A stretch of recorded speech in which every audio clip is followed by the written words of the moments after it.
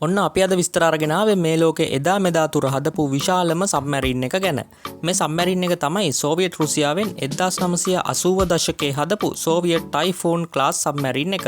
මේ සබ්මැරින් එකේ දිග මීටර් 175ක්, පළල මීටර් 23ක්, උස මීටර් 38ක්. එතකොට බර ටොන් 48000ක්. ඉතින් මේ දිග පළල උස හා බරට සමාන හෝ ඒ අගයන් ඉක්මවන සබ්මැරින් එකක් ලෝකේ වෙනත් කිසිම රටකින් නිපදවලා නැහැ.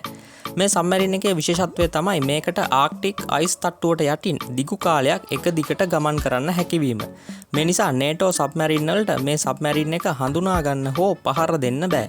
ඒ වගේම මේ සබ්මැරින් එකට බලය සපයන්නේ න්‍යෂ්ටික බලයෙන්. ඒ නිසා අවුරුදු 10ක් 15ක් විතර යනකම් මේකට ඉන්ධන සැපයුමක් අවශ්‍ය වෙන්නේ නැහැ.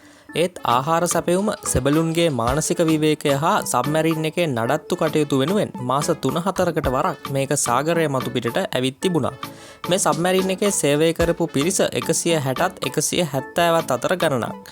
මේකේ ප්‍රධානම කාර්යය තමයි ඇමරිකානු හා සෝවියට් රුසියානු සීතල යුද්ධය අතරතුර බැලස්ටික් මිසයිල අවශ්‍ය ස්ථානවලට රැගෙන යාම. ඒ කියන්නේ රුසියාවෙන් පිටත අනෙකුත් මුහුදු ප්‍රදේශවලත් බැලස්ටික් මිසයිල ස්ථාපිත කරලා අවශ්‍ය වෙලාවක ඒ ප්‍රදේශවල ඉඳලා මිසයිල නිකුත් කරන එක. ඒ කියන්නේ මුහුද මතු පිටට නෑවිත්ම මිසයිල නිකුත් කරන්න මේකට පුළුවන්. ඉතින් මේ සබ්මැරින් එකේ එකවරකට බැලස්ටික් මිසයිල 20ක් අරගෙන යන්න හැකියාව තියෙනවා. මෙහෙම අරගෙන ගිහින් තියෙන්නේ R39 කියන මිසයිල වර්ගය. එයින් එක් මිසයිලයක් ටොන් 90ක් විතර බරයි.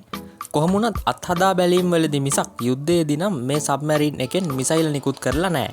මේ ටයිෆෝන් ක්ලාස් සබ්මැරින් එක ඇතුලේ න්‍යෂ්ටික ප්‍රතික්‍රියක දෙකක්, ප්‍රධාන ශාලා දෙකක්, ව්‍යායාම් ශාලාවක්, විවේකාගාරයක්, කුඩා ජල තටාකයක්, සුඛෝපභෝගී පහසුකම් සහිත නිවාස පවා තියෙනවා.